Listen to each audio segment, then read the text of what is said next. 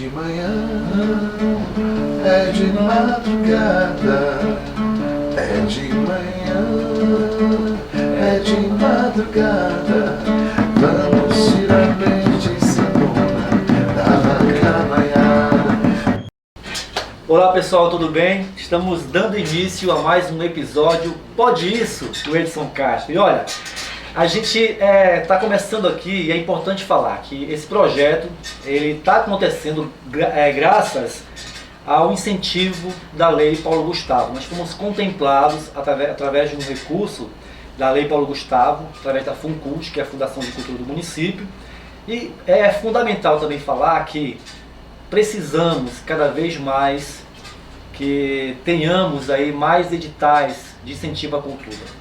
A cultura, ela gera emprego, é uma engrenagem enorme de profissionais que atuam, é uma cadeia enorme de pessoas que vivem da cultura, não só aqui no Amapá. Então é fundamental a gente começar esse episódio de hoje falando que a gente precisa ter mais incentivo à cultura, é necessário que tenhamos mais editais, mais recursos, assim como a saúde é fundamental, assim como a educação é essencial, a cultura também, ela é parte, né, de todos os seres humanos.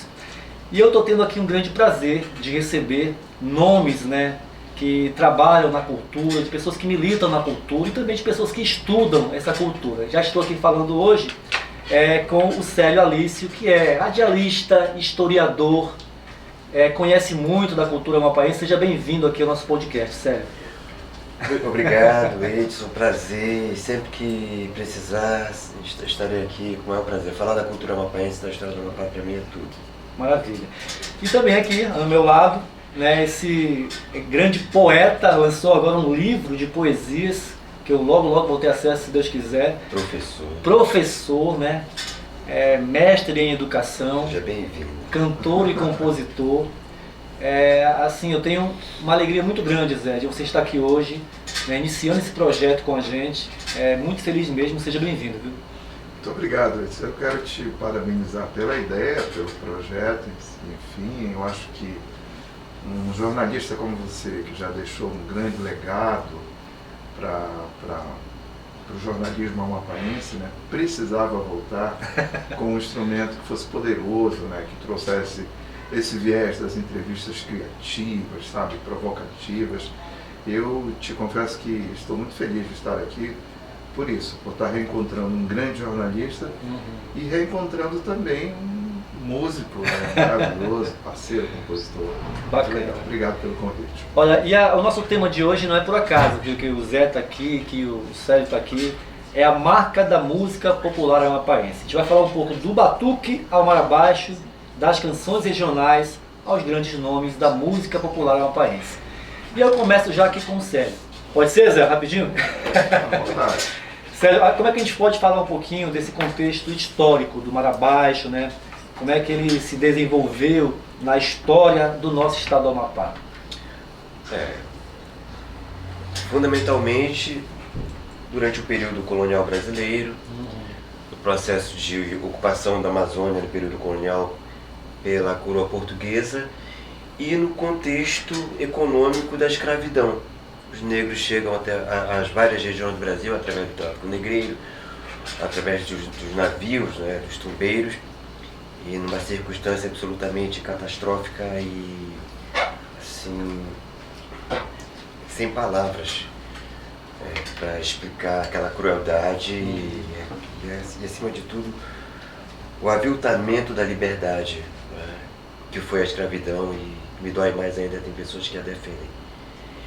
E naquele contexto, o Amapá, como uma parte da Amazônia, pertencente ao estado, à capitania do Grão-Pará, o estado do Grão-Pará e Maranhão, na necessidade de ter mão de obra escrava, trouxe os negros para cá, e assim como em outras partes do Brasil, em cada parte do Brasil os negros desenvolveram em meio ao sofrimento, a hecatombe que foi a escravidão, a hecatombe social que foi a escravidão.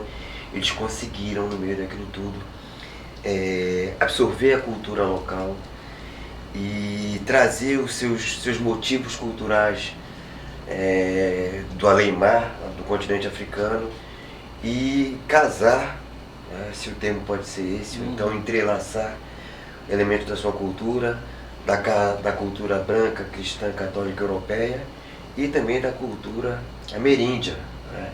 Então esse entrelaçamento, esse sincretismo de crenças e motivos culturais foi dentro desse processo, dentro desse contexto, que foram gestadas várias manifestações culturais em vários diferentes lugares do Brasil. No nosso caso, o Marabá e o Batuque. Graças a Deus, aos orixás, e que bom que do sofrimento se pode, digamos assim, produzir algo tão grandioso e tão espetacular que hoje em dia nos orgulha tanto. A gente está falando aí de um contexto, né, dessa travessia, não é isso? Do povo escravizado na África para o Brasil, e o Marabá surge nesse contexto? Sim, porque, veja bem, os negros eles começam a vir para a região aqui do Amapá, do atual Amapá, no século XVIII, a partir do governador do Grão-Pará e Maranhão, Francisco Xavier de Mendonça Furtado. É Mendonça Furtado quem traz em 1751 colonos portugueses da ilha dos Açores, e com esses colonos portugueses negros. Quando começa em 1764 a construção da Fortaleza de São José de Macapá, a mão de obra indígena e negra, né? Embora existam várias versões controversas ou não, mas a verdade é que a mão de obra basilar foi negra e indígena, né? E em 1770, de Mazagão, aquele translado fantástico, também em meio àquelas circunstâncias históricas todas, da Guerra Justa, da Guerra Santa, lá no atual Marrocos, na Mazagão Africana, na cidadela portuguesa ali existente. E os colonos portugueses vêm de lá para cá com seus pertences, e entre seus pertences, infelizmente, os escravos, que eram coisa, né, eram coisificados naquele contexto. Essas famílias de colonos portugueses vêm do Marrocos para Belém, de Belém para Santarém, veja como são as coisas. Eles poderiam ter se fixado em Santarém, talvez a festividade hoje em dia fosse lá, mas essas coisas que os espíritos explicam, né? E uma epidemia de cólera graçou a região. No momento que eles chegam ali, muitos deles morrem, dos colonos e dos escravos, e eles voltam para Belém às pressas, e o governo português resolve uma válvula de escape, ou então um plano C, colonizar, povoar as margens do rio Mutuacá, onde se produzia algodão e arroz naquela época, e era necessário povoar, garantir a proteção militar e tudo mais. E entre essas pessoas que vieram do Marrocos, haviam militares e haviam negros, né? E eles são mandados para as margens do rio Mutuacá, e ali se construiu dinamicamente uma outra história igualmente maravilhosa. Nossa, que coisa linda, né? Em meio a toda aquela hecatombe social que foi a escravidão, mas que bom que nós tivemos heranças que não que digamos assim, que diminuam ou que enfraqueçam o peso do que foi a escravidão, mas eles conseguiram, em meio àquilo tudo, nas circunstâncias adversas, construir uma cultura tão rica pra gente. É verdade. A gente está aqui com o Zé. Zé, quando a gente estuda um pouco, né, mergulha um pouco na história do Marabá, tem essa situação mesmo um tanto quanto pesada, né? Realmente a gente fala da coisa, né? Que o homem foi tratado como coisa, mas ao mesmo tempo o Marabá ele é sinônimo de muita alegria, né? De valorização desse povo negro, né? Então, eu estou muito feliz.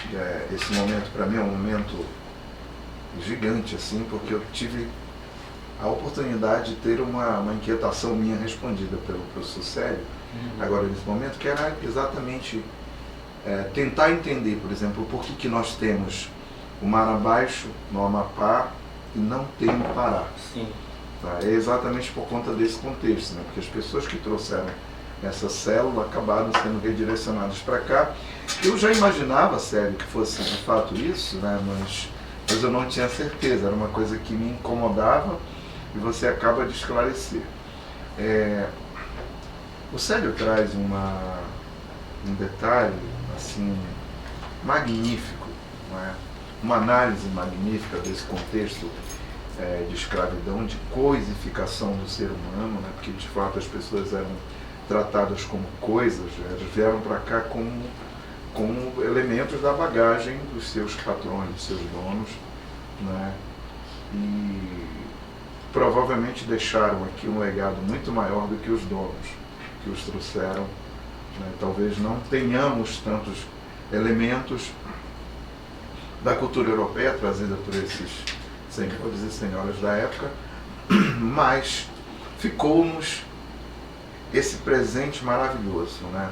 Fruto da dor, sim, né? Mas aqui o que acabou sendo constituído como o elemento representativo da nossa identidade cultural. Então, eu estava ali nos bastidores ouvindo a Laura falar do mar abaixo, falar do batuque, de como as pessoas conseguem olhar para nós a partir daí, né, nos ver através desse elemento cultural que nos representa, da gingibira, né, que cada vez é mais olhada como um elemento lembrador da nossa existência, né, da nossa... E que maravilha que nós temos! Nós temos música, nós temos identidade. E é importante que as pessoas tenham consciência disso e valorizem cada vez mais, né?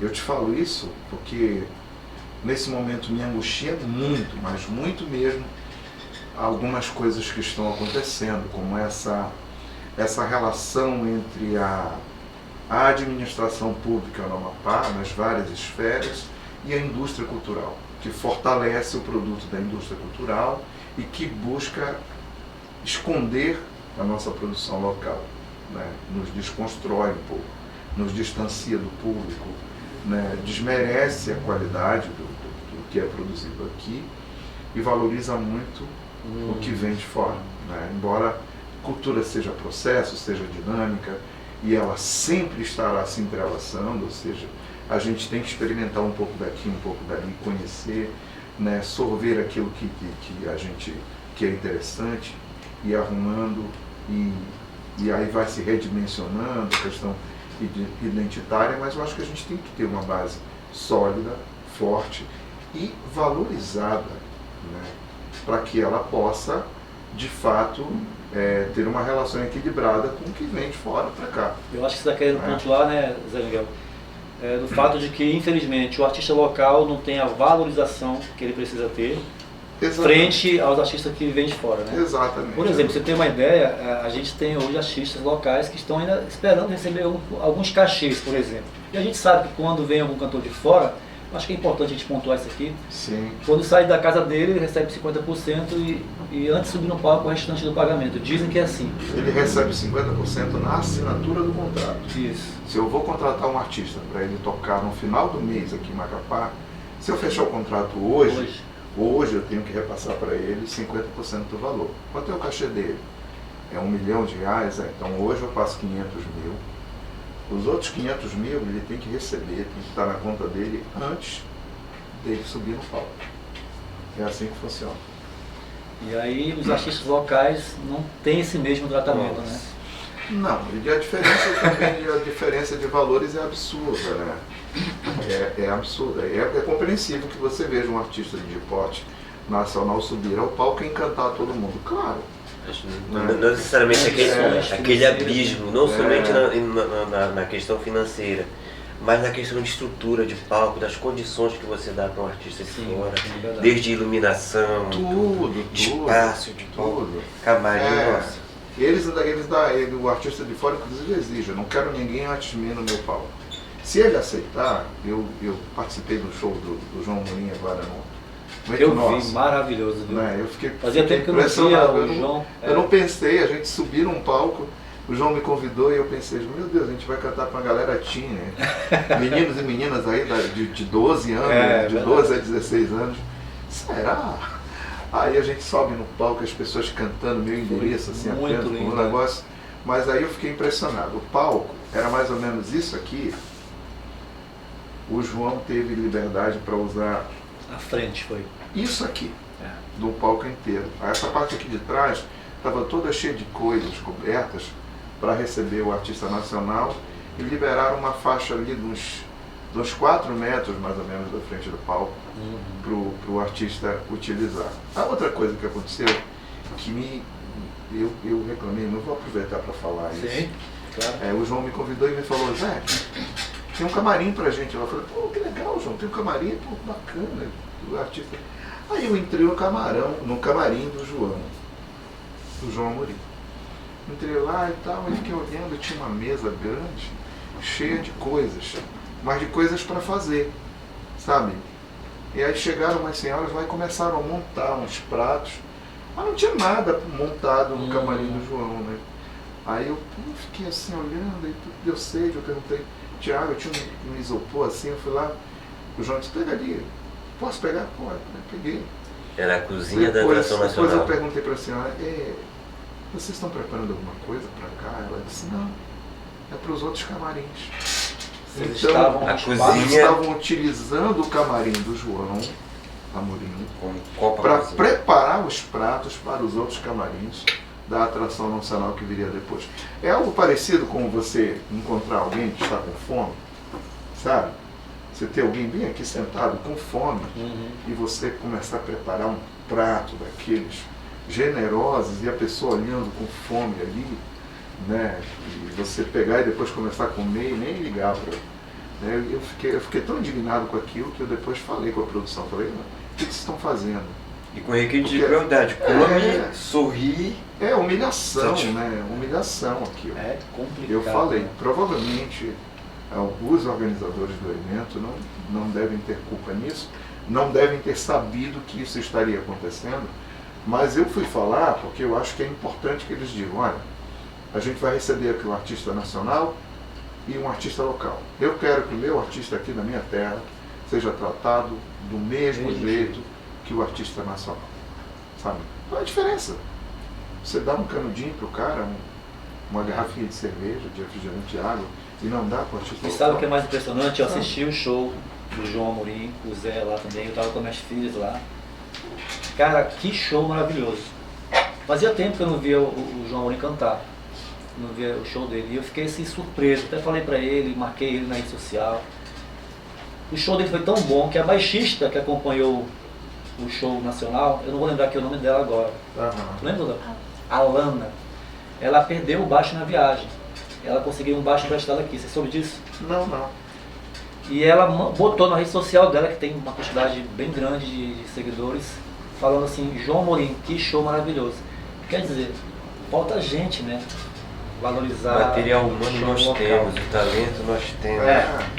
A essência. Quando a gente viaja daqui, você precisa ver como é que é o tratamento. tratamento, lá fora. né? Eu vivo essa experiência, né? De ser acolhido em outros estados brasileiros. Eu já fiz show em Manaus, Belém, Fortaleza, Recife, lá em São Paulo, Rio. Cara, Belo Horizonte. metade, Belo Horizonte, Verdade. vários municípios de Minas Gerais. A acolhida, cara, é impressionante. Eu sou tratado lá fora como um artista nacional. Mas aqui em casa, coisa é difícil. A gente abriu aqui uma aspas bem grande, né? Para esse momento aqui, mas a gente precisa falar disso, né? Aí, Zé, a gente voltando um pouco aqui já para o nosso assunto, eu queria te perguntar até que ponto o Marabaixo ele influencia você musicalmente, digamos assim. Olha, o Mar Abaixo é a base, assim, né? Hoje é uma coisa muito interessante. Eu pego o violão para compor, cara, é um negócio que é quase, quando eu dou, eu já estou indo para essa levada. É Mar Abaixo, né? Ele influencia, ele está no meu imaginário, ele tá no sangue, ele está na pele, ele está A coordenação motora. na coordenação motora, né? Então ele é de fato a base. Eu acho que de cada 10 músicas que eu faço, 6, 7 levam a marca ou do Mar Abaixo ou do batuque, né? Mesmo que acabem se fundindo com outros elementos, com outras rítmicas, né? Porque a gente também está muito aberto a essas acepções, né? dessa musicalidade mundial que nos envolve, né? Eu não sabia que tinha uma batida tão gostosa, assim, tão boa de fazer no violão, que já leva pro Marabaixo, né? Isso aqui é Mar Abaixo. Ou aquilo. Quem nunca viu o Amazonas nunca irá entender a vida de um povo. Mar Abaixo. né? verdade, Zé. Então o Marabaixa está enraizado, né, nas suas Bota a músicas, caixa suas do canções, Nena né? acompanhando aí pronto. É. Nasceu. Eu tenho uma música, por exemplo, que é a Meninas da Amazônia. Sim. Você já ouviu, né? Sim. Aquela música, ela tem uma pegada de pop, rock e tudo mais, mas como é que ela finaliza? É verdade, Né? é verdade. Finaliza cantando aquela música lá. Vai. É de manhã, é de madrugada, é de manhã, é de madrugada, vamos tirar leite sandona da vaca maiada. A gente leva essa música no final da música, mas não é à toa, não é só para trazer, é porque os elementos rítmicos eles estão dentro da música inteira. E aí no final do arranjo é como se ele emergisse assim, majestoso, né? E diga, olha, eis-me aqui, eu sou esse cara. Eu sou o alicerce. Eu sou o alicerce, base, eu sou a base. É isso. Agora, assim, sério, como é que você avalia o que torna o Marabaixa, assim, né? Falando um pouco dessa história também, esse símbolo, né? Do povo do Amapá, fazendo essa análise histórica. Eu acho que o conteúdo rítmico, ele por si só, ele seduz. Seja o Marabaixo com a sua cadência um pouco mais lenta, malemolente, ou o batuque com aquele ritmo um tanto alucinante, né, mais apressado, um andamento mais rápido. Mas você pega a questão rítmica e você associa ela à questão do dia a dia das pessoas, assim como no blues nos Estados Unidos. Você associa o dia a dia de sofrimento daquelas pessoas e não é só o sofrimento, tem as coisas alegres também. E o fato deles sincretizarem a crença deles, o modo de vida deles, às vezes por intuição ou às vezes por uma necessidade de no contexto da escravidão, não necessariamente aceitar aquilo, mas absorver um pouco da cultura europeia, da cultura branca europeia e da cultura indígena, para ser até um pouco aceito, né, pela Casa Grande, no caso dos escravos de fazenda.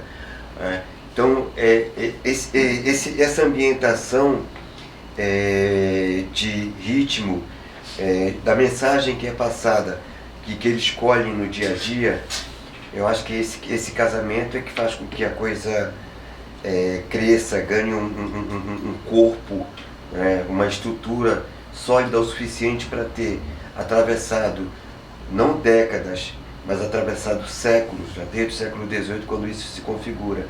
E a importância também da religião, porque Fernando Canto, no livro Adoradores do Sol, ele mostra as coincidências, entre aspas, porque não são somente coincidências, de que na Ilha da Madeira, Açores e Cabo Verde, existem festas católicas em louvor ao Espírito Santo e à Santíssima Trindade. Coincidentes aqui.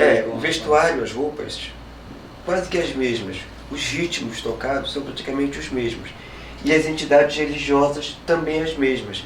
Então não é à toa, quando você imagina que, quando eu falei das famílias que vieram dos Açores para cá, ou as que vieram do Marrocos, da Amazônia Africana, ou de outros lugares do continente africano para cá, isso tudo já vem na bagagem cultural deles. E em meio ao sistema colonial, em meio às intempéries da escravidão, da exploração colonial, eles conseguem, num determinado momento, não somente rememorar a cultura raiz, a cultura mãe que eles trazem dos seus lugares de origem na África, como também conseguem trazer para junto dela outros elementos.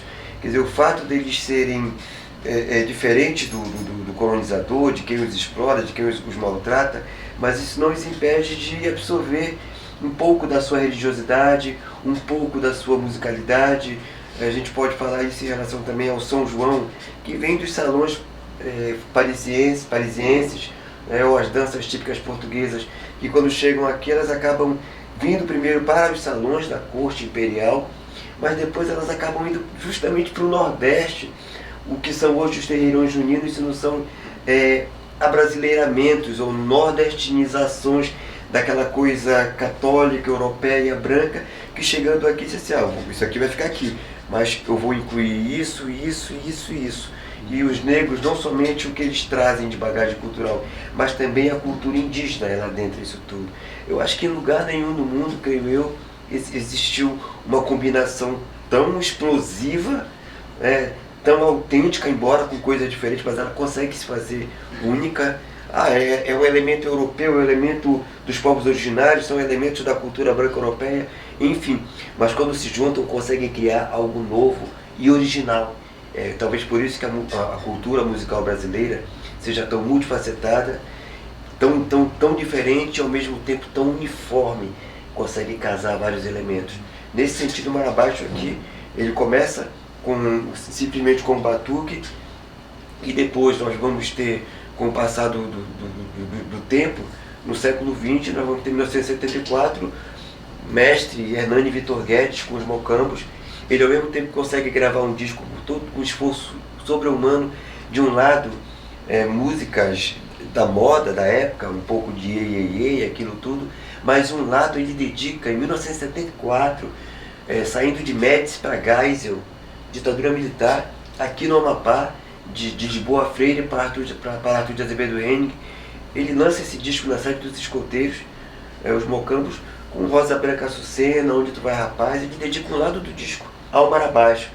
E ele não sendo um negro, mas ele conseguindo absorver aquilo tudo, enquanto músico e o grupo dele também.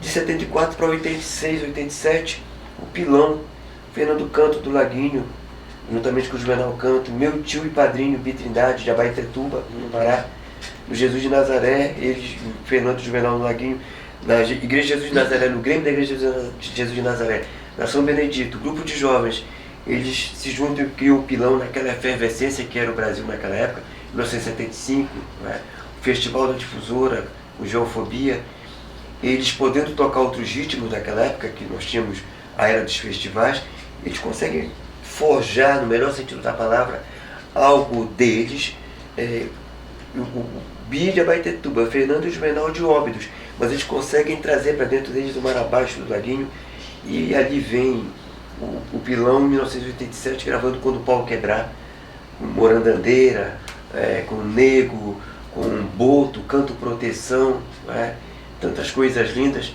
E aí você avança mais uns 4 anos, esse que aqui está diante de mim, juntamente com os seus parceiros. Ficar fora da história, né? Eles tocavam em banda, cara. Eu vi o Zé, eu via o Zé fazendo guitarra solo, o Setentrionais, o Pascoal na bateria, Zenô no teclado, saudoso Zenô, nossa. E Batan cantando, que não é. Eu de vez em quando eu não chamo Batan, eu chamo Urubatã. É o nome de nascimento dele, um excelente pintor e desenhista também. E aí, Setentrionais, depois quando sai aquela galera do Setentrionais e forma a banda Placa, vem do Setentrionais, Batera, Osmar, Caritão, Álvaro, e naquela cena toda, eles também, ao mesmo tempo que eles tocam no rock nacional, eles tocam nos bailes, eles formam o grupo Nós, e do grupo Nós, eles dizem assim, bom, no Círculo Militar, no Amapá, no Macapá, a gente vai tocar na Tertúlia, lá no Treino Independente, só que aqui no Nós a gente vai criar uma coisa nossa, assim como o Fernando, o Bill e o Juvenal fizeram. E eles criam o movimento Costa Norte a partir do grupo Nós. Em 89, Sentinela Nortente. Em 91, ontem eu liguei para o Zé para confirmar Vida Boa. Ainda em 91, Revoada, Asas da Costa Norte, com Osmar. E em 92, 93, eu disse, pô, Val, me esclarece. O Val disse, não, gravei em 92, mas lancei em 93. Vem Formigueiro. E ali são 3 etapas, você vem daquele Marabaixo rústico, puro, original, passa pelos mocambos, que é uma ponte fundamental para aquilo, até pelo de registrar em disco, vai pro Pilão, que surge em 75, 86, 87, grava um disco, e aí depois vem o Costa Norte, e aí a música Mapaense nunca mais foi a mesma. Mas o que é que tá ali que o Zé falou ainda há pouco, que é a base de tudo, que quando ele tá tocando vem aquela caixa, o dobrador, o amassador, são esses tambores que estão na nossa essência. E mesmo o Fernando, o Juvenal de Óbidos, o Bi de Abaetetuba, mas quando eles chegam aqui, eles trouxeram elementos da terra deles. Mas aqui o que eles fizeram? Construíram uma obra musical a partir do marabate e do batuque e da religiosidade que permeia. A religiosidade é um assoalho fantástico, porque você tem o ritmo e tem as mensagens do dia a dia que são transformadas em versos, em ladrões no marabaixo, mas tem também o conteúdo religioso que todos nós essencialmente temos.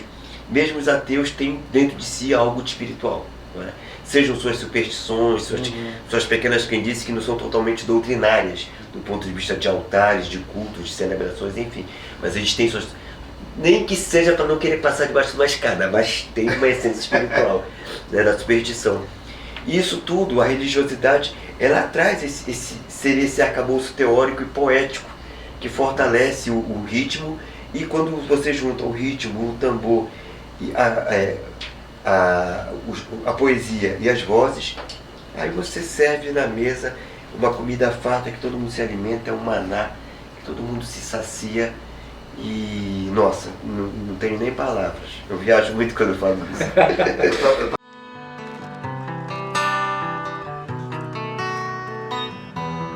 Quando eu disser que estou partindo, você pode acreditar que o meu coração navega nos rios. Mas ela é feita assim, ó. Que a minha canção voa por aqui. Eu sou essas margens dos rios que nos levam. Eu sou da Amazônia. Essa parte aqui. Fim de tarde nessas águas. Vou te contar um. Vou lembrando de você. Seus olhos são paisagens que eu nunca vou esquecer.